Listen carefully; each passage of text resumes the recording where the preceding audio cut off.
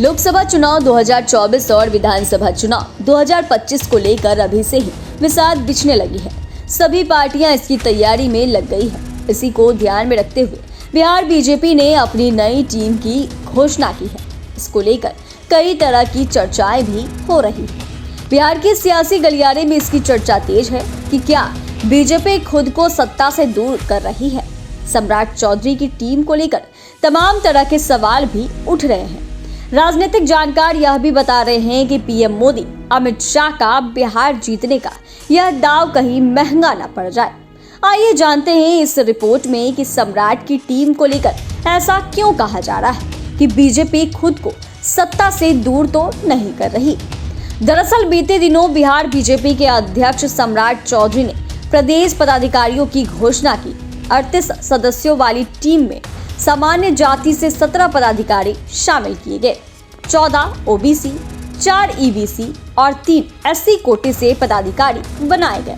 Bihar BJP की नई committee में सामाजिक समीकरण को देखेंगे तो पिछड़ा अति पिछड़ा की अनदेखी की गई है। खासकर यादव समाज को तो साइड लाइन ही कर दिया गया। वहीं अग्री जाति में राजपूत, भूमिहार और ब्राह्मण पर पार्टी ने फोकस किया, जबकि बिहार में लगभग 50 से अधिक प्रतिशत वोट शेयर पिछड़ा अति पिछड़ा समुदाय का है।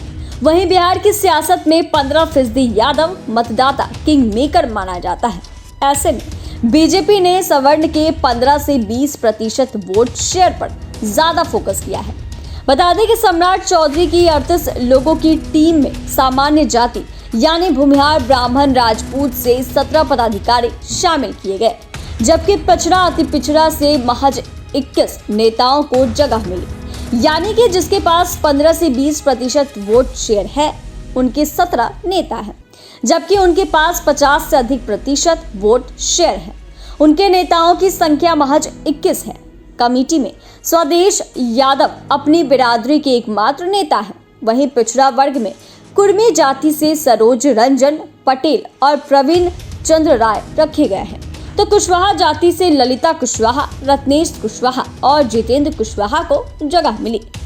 वैश्य समाज से सिद्धार्थ शंभू, प्रियंवदा केसरी, संजय गुप्ता और संजय खंडेलिया को जगह मिली है। अति पिछड़ा वर्ग में कहार जाति से भीम सिंह, कुम्हरार जाति से शीला प्रजापति, नाय बिरादरी से अनिल ठाकुर, नोनिया से नंदलाल चौहान, तेली से नितिन अभिषेक, सहनी समाज से राजभूषण, निषाद धानुक जाति से ललन मंडल, दांगी समुदाय से अमित दांगी नई कमेटी में रखे गए हैं। अनुसूचित जाति में हरिजन जाति से शिवेश राम और सुग्रीव है, तो पासवान जाति से गुरु प्रकाश पासवान। राजनीतिक जानकार बताते हैं कि बीजेपी ने एक समय नित्यानंद राय को आगे बढ़ाया था। उस समय भूपेंद्र यादव प्रभारी थे। यादव को रिझाने के लिए उन्होंने यह दांव चला था। बीजेपी से यादव समाज जुड़े हैं। इसके लिए कई विधानसभा क्षेत्रों में यादव को टिकट दिया गया था, जिसमें 7 विधायक जीत कर आए। वहीं लोकसभा चुनाव में बीजेपी को 17 सीटें आई थी, जिसमें 3 यादव सांसद बने थे। उनमें नित्यानंद राय, रामकृपाल यादव और अशोक यादव हैं। बीजेपी में यादवों का सबसे बड़ा चेहरा नित्यानंद राय है, लेकिन उनको दरकिनार कर अब सम्राट चौधरी को आगे बढ़ाया गया है।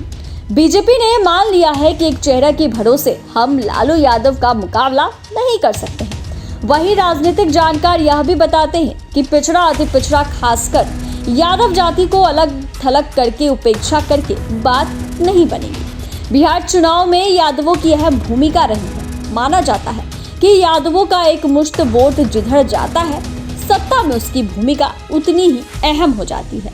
बिहार की विरासत में 15% यादव मतदाता को किंग मेकर माना जाता है। विधानसभा की लगभग 100 ऐसी सीटें हैं जो यादव बहुल्य है। इसको ध्यान में रखते हुए यादवों को भी जोड़ने के लिए उन्हें टिकट देने होंगे और संगठन में भी उनकी जगह होनी चाहिए। राजनीतिक जानकारों की माने तो अगर बीजेपी यादव को साइड करके चलेगी तो सत्ता में वापसी बहुत मुश्किल होगा। बताते चले कि बिहार में जातीय समीकरणों के सहारे चुनावी वैतरणी पार करने की परंपरा 3 दशक पुरानी है। आरजेडी सुप्रीमो लालू प्रसाद यादव ने सबसे पहले 90 के दशक में MY समीकरण बनाया।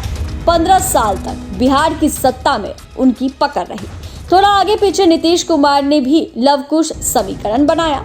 हालांकि अभी तक बीजेपी इसकी काट नहीं निकाल पाई है। इसीलिए बीजेपी ने बिहार में नीतीश की कमी की भरपाई के लिए छोटे छोटे दलों को साथ लाने का नीतिगत फैसला किया।